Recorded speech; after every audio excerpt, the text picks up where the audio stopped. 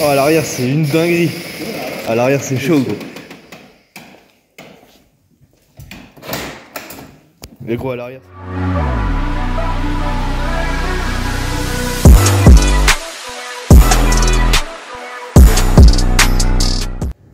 Les Mendes, vous reconnaissez. On est devant le local de DAPR. Comme vous voyez sur le titre, aujourd'hui, ça va être un grand jour pour moi pour le 36. On va enfin installer le Kiter. Alors le Kiter, ça fait bien 4 ans que je l'ai dans mon garage, qui était prévu à la base pour ma première E36. Il a jamais bougé. Donc aujourd'hui, on chauffe. Kiter, tirant de carrossage, coupelle réglable. On remplace la vis parce qu'elle a repété depuis la dernière vidéo que je vous ai faite. Techniquement, on va pouvoir sauter également les freins de Porsche. Donc les freins Porsche à l'avant, les freins de Merco à l'arrière. Je vais remettre des étriers de 330i, 330CD comme j'avais annoncé dans ma première vidéo sur ça, sur les jantes. Donc c'est officiel. Je garde les jantes parce que j'en ai déjà fait refait 2.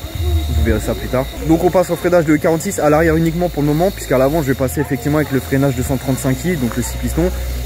Pour le moment j'ai pas encore pu les acheter. Donc on va au moins monter soit à l'arrière, à l'avant je vais repasser en freinage d'origine pour en fait pouvoir retirer le frein de Porsche, enlever les cales et éviter que tout abîme encore plus les ailes.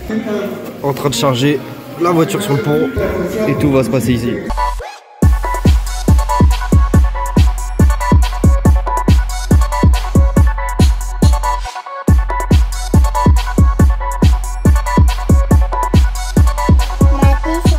Donc là l'idée ça va être tout simplement de coller.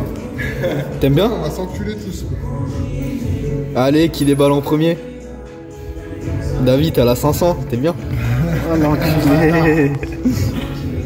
Là le but c'est de tout coller, faire toute l'étanchéité du circuit pour éviter d'avoir des mauvaises surprises une fois que tout est posé. Donc là vraiment c'est étape primordiale, tout sécher, c'est pour ça qu'on n'a encore rien démonté sur la voiture. Ça viendra après. Là c'est vraiment la partie un peu relou du truc, mais nécessaire. Voilà ref, je critique DAPR parce que bon aujourd'hui il nous a sorti une vraie voiture de lover. La TCR c'était relou, hein, Fiat 500 on est pas mal.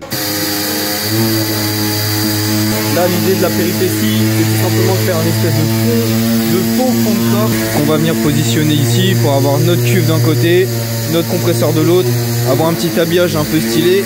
Je voulais garder mon coffre fonctionnel, je voulais pas avoir cuve au milieu, je trouve pas trop ça esthétique. Je voulais camoufler ça, donc les gars ils sont en train de faire le nécessaire pour. DAPR lui de son côté, on va commencer à attaquer le montage des suspensions en elles-mêmes. Moi ce que j'ai rajouté c'est tout simplement cette petite plaque de carrossage pour ajouter sur le train avant. Monter sur mon amortisseur, monter sur la voiture.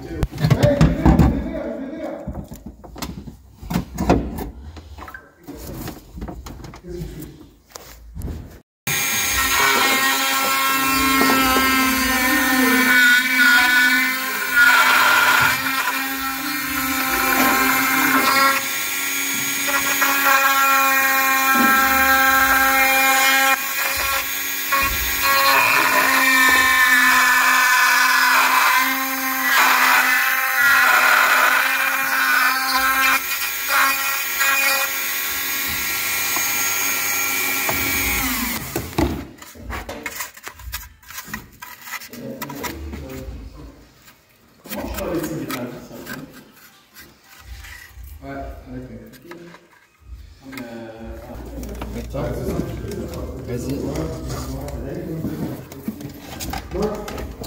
Top, on arrête là, ici. Donc là le but c'est de faire passer tous les câbles qu'on a fait en un seul faisceau, histoire que ce soit plus propre. Donc tout est tiré au niveau de la console centrale jusqu'au cul où il y aura la cuve, les compresseurs et les électrovannes.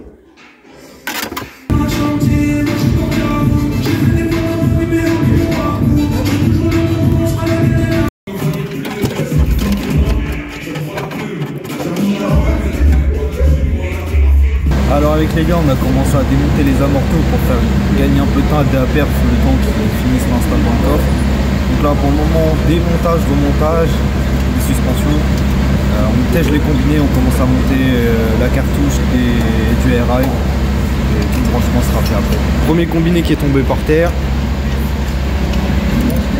le petit montage de la cartouche avec la platine de carrossage. Ça se monte en lieu et place, pas de problème, on y va.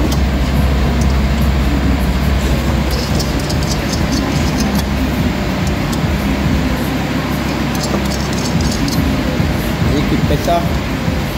Attends. Et normalement, il passe derrière.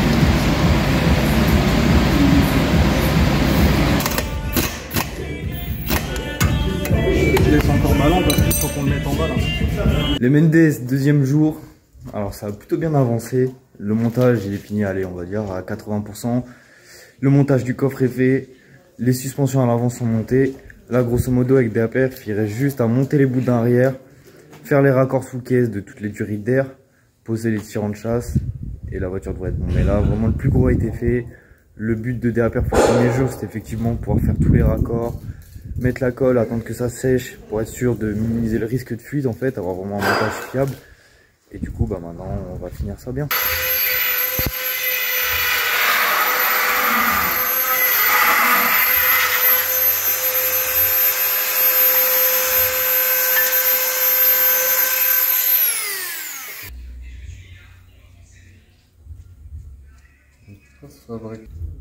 Donc là, les deux tirants de chasse sont en place. C'est une belle merde à installer, mais ça permettra de régler le carrossage, donner l'angle qu'on veut par rapport aux bras d'origine qui sont fixes.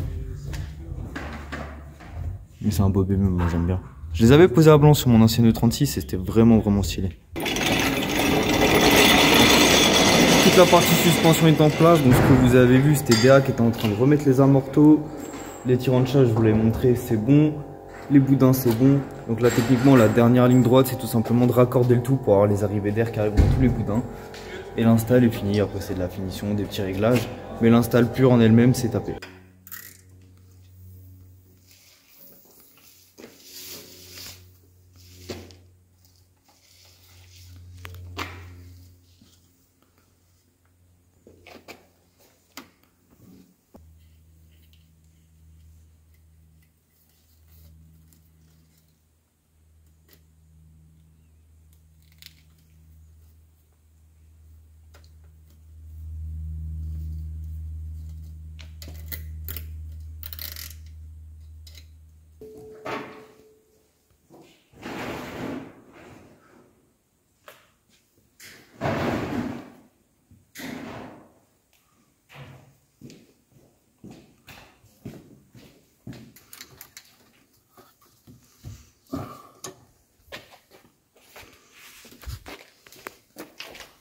Alors, à gauche,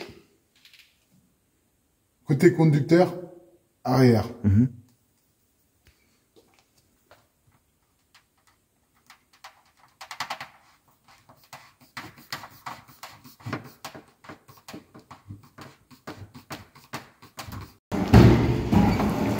Attends.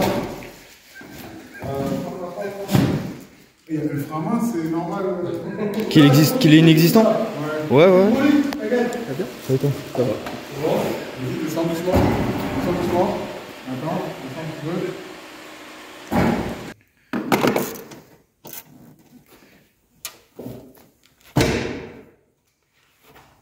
Putain, même à fond.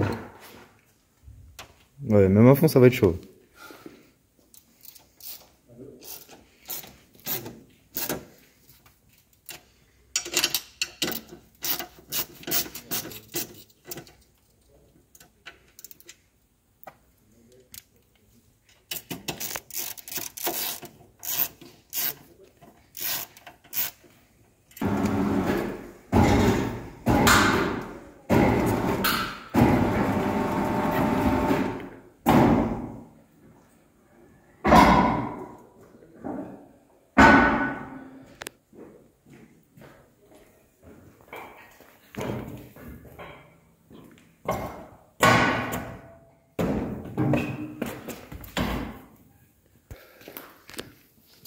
Attends, elle démarre l'auto. On lève la table. On a les rampes et tout là, vraiment par terre.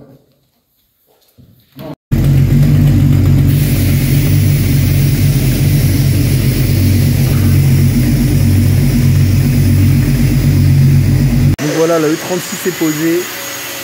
voyez ce que ça donne. Il y a encore des petits réglages à faire, mais dans l'ensemble, ça commence à être vraiment pas mal. En fait, ça me donne même pas envie de changer les specs des jantes au vu de l'aile arrière. Je trouve ça vraiment trop méchant en fait.